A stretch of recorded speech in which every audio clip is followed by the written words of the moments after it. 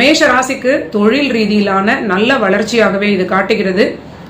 வருமானம் சிறக்கும். ஆரோக்கியத்திலும் அலைச்சல்களிலும் விரயங்களிலும் சிறிது அதிக அக்கறை காட்ட வேண்டும். சில சுப விரயங்கள் ஏற்படலாம். சில விரயங்களை நீங்க சுப விரயங்களாக மாற்றிக்கொள்ளலாம். அலைச்சல்களும் கண்டிப்பாக ஏற்பட அதிக வாய்ப்பு இருக்கிறது.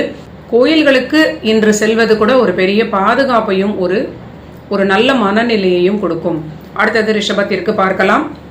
ரிஷப ராசிக்கு பணி ரீதியிலான அற்புதமான வளர்ச்சி. இவங்களுக்கு நல்ல லாபமும் தொழில் ரீதியிலாக இன்று அடையக்கூடிய நல்ல நிலை. மனதில் ஒரு தெளிவு நிம்மதி ஏற்படும். ஆரோக்கியத்தில் கண்டிப்பாக அதிக நிதானமும் அக்கறையும் காட்ட வேண்டும். திருமண வாழ்விலும் ரிஷபராசி நண்பர்கள் கணவன் மனைவி இருவருமே ஒருவருக்கொருவர் விட்டு கொடுத்து செல்வது மிகுந்த பாதுகாப்பை கொடுக்கும். அடுத்தது மிதுன ராசிக்கு பார்க்கலாம். இவர்களுக்கு குடும்பத்தில் ஒரு ஒற்றுமையான நல்ல நிலை, வருமானத்தில் உயர்வு, பிரயாணங்களால் ஆதாயம். இருக்கக்கூடிய சுக்கிரன் கண்டிப்பாக பேச்சில் நிதானம். குடும்ப வழக்கில் குடும்ப பிரச்சனைகள் ஏதாவது இருந்ததென்றால் வெளியில் இருக்கக்கூடிய யாரும் வராமல் நீங்களே பேசி தீர்த்து கொள்வது மிகுந்த நன்மை கொடுக்கும். உணவிலும் சற்று கவனமாக இருக்க வேண்டிய நிலை மிதுன ராசி நண்பர்களுக்கு. ஆனால் மனதில் மகிழ்ச்சி, நிம்மதி, குடும்பத்திற்கான சுப விரயங்கள், சுப நிகழ்ச்சிகள் குடும்பத்தில் அடுத்தது கடகராசி நண்பர்களுக்கு பார்க்கலாம். கடகத்திற்கு இன்று ராசிக்குள்ளே சந்திரன் இருக்கிறார். அதுவும் பூச நட்சத்திரமாகிய சனி சாரத்தில் செல்வது கண்டிப்பாக மன ஆரோக்கியத்தில் எச்சரிக்கை தேவை. தேவையில்லாத மனக்குழப்பத்தை தவிர்த்து கொள்வது நல்ல நிலை.